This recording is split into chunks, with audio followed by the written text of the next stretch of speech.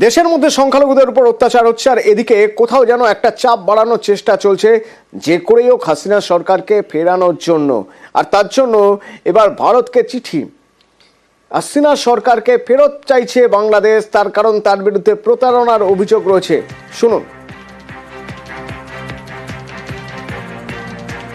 আমাদের চিঠি অলরেডি চলে গেছে ওনার এক্সট্রাডিশন করার জন্য, এটা প্রক্রিয়াধীন আছে। আমাদের সাথে তো ওনাদের এক্সট্রাডিশন ট্রিটি একটা আছেই, ওই প্রক্রিয়া হবে, ওই চুক্তি অনুযায়ী হবে। ভারত কি ভাবছে, ভারত এখানে কি ভাবছে সেটা জানা জরুরি। বাংলাদেশ সরকারের পররাষ্ট্র মন্ত্রক থেকে জানানো হচ্ছে যে তারা চিঠি দিয়েছেন, এবার তারা ফেরত চাইছেন হাসিনাকে। দিল্লি কি ভাবছে, দিল্লি থেকে কি জানতে পারছি আমরা? মৈত্রী রয়েছেন আমার সঙ্গে।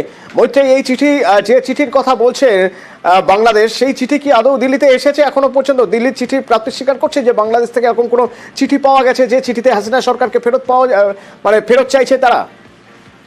দেখো, শেখ হাসিনাকে ফেরত চাওয়ার জন্য বাংলাদেশের স্বরাষ্ট্র মন্ত্রক থেকে চিঠি পাঠানো হয়েছে কিনা এই বিষয়ে বিদেশ মন্ত্রকের তরফ থেকে এখনো পর্যন্ত কোনো অফিসিয়াল কনফার্মেশন নেই। বিদেশ মন্ত্রকের শেষ যে বক্তব্য ছিল সেটা বিদেশ সচিব পর্যায়ের বৈঠকের পর যে যৌথ যে সংসদীয় কমিটিতে মাফ করবে, যে পার্লামেন্টারি স্ট্যান্ডিং কমিটিতে সেখানে গিয়ে বিদেশ মন্ত্রকের তরফ থেকে যে বার্তা দেখা দেওয়া হয়েছিল সেখানেই তারা জানিয়েছিলেন যে এই বিদেশ সচিব পর্যায়ের বৈঠকে বাংলাদেশের তরফ থেকে শেখ হাসিনাকে এক্সট্রাডিশনের জন্য কোনো দাবি জানায়নি বাংলাদেশ সরকার। ফলে এখন যে নতুন দাবি যেটা উঠে আসছে, অর্থাৎ সেখানকার স্বরাষ্ট্র মন্ত্রকের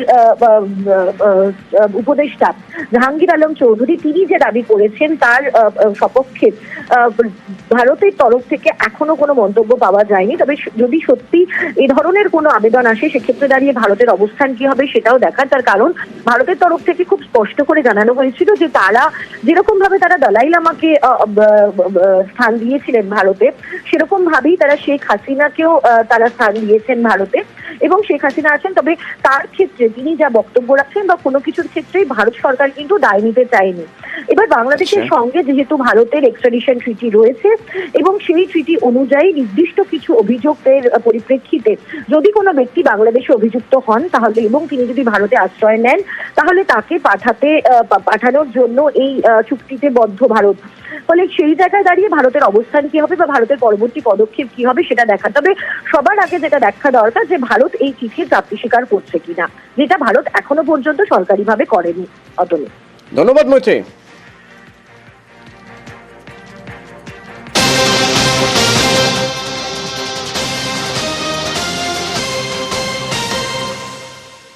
আর এরই মধ্যে অনুপ্রবেশ চলছে। আপনাদের জানিয়েছিলাম না যে হাসিনা সরকারের পতনের পর থেকে অনুপ্রবেশ বাড়ছে, তো অনুপ্রবেশ বাড়ছে এবং কুমারগঞ্জ থেকে একজনকে ধরা গিয়েছে যাকে বালুরঘাট থানায় বা বালুরঘাট কোর্টে তোলা হয়েছে। তাকে কুমারগঞ্জ থানা যাকে অ্যারেস্ট করেছে বাংলাদেশের, তার নাম রবিউল ইসলাম, এবং তাকে অনুপ্রবেশে সাহায্য করার অভিযোগে আরো একজনকে ধরা হয়েছে। এবং সবচেয়ে গুরুত্বপূর্ণ এই যে বাংলাদেশি, তার কাছ থেকে আধার কার্ড উদ্ধার হয়েছে। এখানে আধার কার্ডটা কি বানালো, কি করে বানালো আধার কার্ডটা? আজকে দুজন কুমারগঞ্জ থানা থেকে ফরওয়ার্ড হয়েছিল, একজনের নাম রবিউল ইসলাম আর একজনের নাম খৈরুল মন্ডল। পুলিশের তরফ থেকে 10 দিনের কাস্টাডি প্রেয়ার ছিল, সেটা লানেট কোর্ট কনসিডার করে 5 দিনের জন্য পুলিশ কাস্টাডি মঞ্জুর করেছে। একজন বাংলাদেশি আর একজন ইন্ডিয়ান শেল্টার দেওয়ার জন্য, আর একজন খৈরুল মন্ডল যে তাকে অ্যারেস্ট করেছে। উপর থেকে কট্টরপন্থীদের হাস্যকর কিছু হুমকি আসছে, যে হুমকিগুলো পাত্তা দেওয়ার প্রয়োজনই মনে করছে না অনেক সময় ভারতের অনেকেই। তারই মাঝখান থেকে কেউ কেউ বুঝিয়ে দেওয়ার চেষ্টা করছেন এই হাস্যকর হুমকি দিয়ে কোনো লাভ নেই, বরং বাংলাদেশের কি অবস্থান আর্থসামাজিক দিক থেকে, ভারতের কি অবস্থান সেটা ভারতও ভালো করে জানে, বাংলাদেশেরও জানা উচিত। যেমন বনগাঁ পুরসভা চেয়ারপারসন, তার বক্তব্য একবার শুনুন। হুমকি শুধু ওপার থেকে আসছে না, পাল্টা এখান থেকেও সুর চড়ানো হচ্ছে। বাংলাদেশের সংখ্যালঘুদের উপর যে অত্যাচার হচ্ছে, আমরা ঘৃণ্য তাদের মানসিকতা। আমরা ভারতবাসী, ভারতবর্ষেরকে যারা 1 পয়সাও দাম নেই, পাঁচু বাবু, তারা গিয়ে ওইখানে গিয়ে আওয়াজ দিচ্ছে ভারত দখল করব। আমরা বলছি আমাদেরকে ছেড়ে দিক, ওই লোকগুলোকে পিষে মেরে দেবো। আমরা যে ভারতবর্ষে যারা সন্ত্রাস করে যাদের চোখ তুলে তাকাবে, চোখটা আমরা তুলে নেব। আর বাংলাদেশের পরিস্থিতি নিয়ে বিধায়ক অসীম সরকার তিনি বিচ্ছেন ফিরহাদ হাকিমকে পাল্টা দিতে অবশ্য দেরি করেননি ফিরহাদ হাকিমও, শুনুন। উনি নিজে বলেছেন যে আমরা সংখ্যালঘু থাকবো না, আমরা সংখ্যাগুরু হয়ে যাচ্ছি। তার মানে ভারতবর্ষকে ইসলাম রাষ্ট্র আমরা করব, যেটা 17,000 মৌলবী যারা আরব কান্ট্রি থেকে ভারতবর্ষে এসে কাজ করছে, পশ্চিম বাংলায় তাদের ডেরা পেতে বসে আছে, এবং তাদেরই এই জায়গা দিয়ে রেখেছি ফিরহাদ হাকিমের মতো তারা। তাহলে ফিরহাদ হাকিম সাহেব বলুন, এখনই ইমিডিয়েটলি এনআরসি হোক।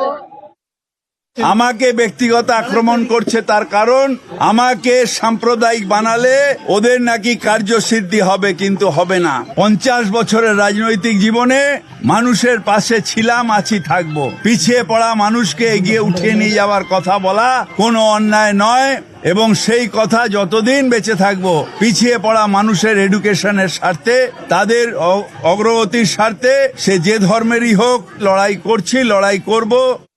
আর হাসিনাকে কোণঠাসা করতে মরিয়া ইউনূস সরকার। জুলাই মাসে যে আন্দোলন, সেই আন্দোলনে বহু মানুষ খুন হয়েছেন, সেই খুনের মামলা যেমন দেওয়া হয়েছে হাসিনার বিরুদ্ধে, এবার দুর্নীতির মামলা, দুর্নীতির তদন্ত শুরু করলো। রূপপুর পরমাণু বিদ্যুৎ প্রকল্পে দুর্নীতির অভিযোগ। কি অভিযোগ, কি তদন্ত, সরাসরি চলে যাব প্রতিনিধি মৈত্রেয়ীর কাছে। মৈত্রেয়ী,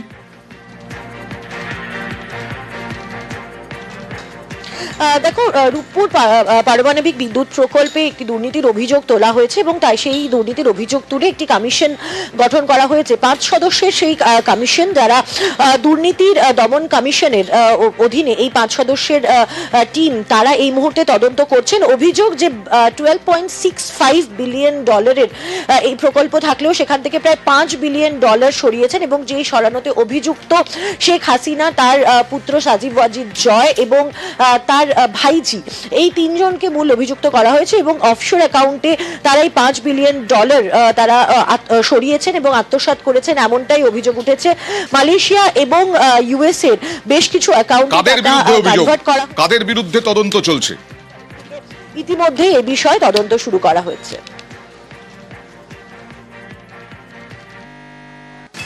মৈত্রেয়ী, কার কার বিরুদ্ধে অভিযোগ? প্রশ্নটা যদি আরেকবার করো। দেখো, অভিযোগ রয়েছে শেখ হাসিনা, তার বিরুদ্ধে তো বটেই, তার সঙ্গে শেখ হাসিনার ছেলে সাজিব ওয়াজিদ জয়, এবং তার সঙ্গে অভিযুক্ত অন্যতম অভিযুক্ত তার ভাইজি টিউলিপ সিদ্দিকী, অর্থাৎ শেখ হাসিনার প্রাক্তন প্রধানমন্ত্রী শেখ হাসিনা, তার পুত্র সাজিব ওয়াজিদ জয় এবং তার ভাইজি টিউলিপ সিদ্দিকী, এরা 3 জন মূল অভিযুক্ত এই টাকা আত্মসাতের জন্য বা এই দুর্নীতিতে। বেশ।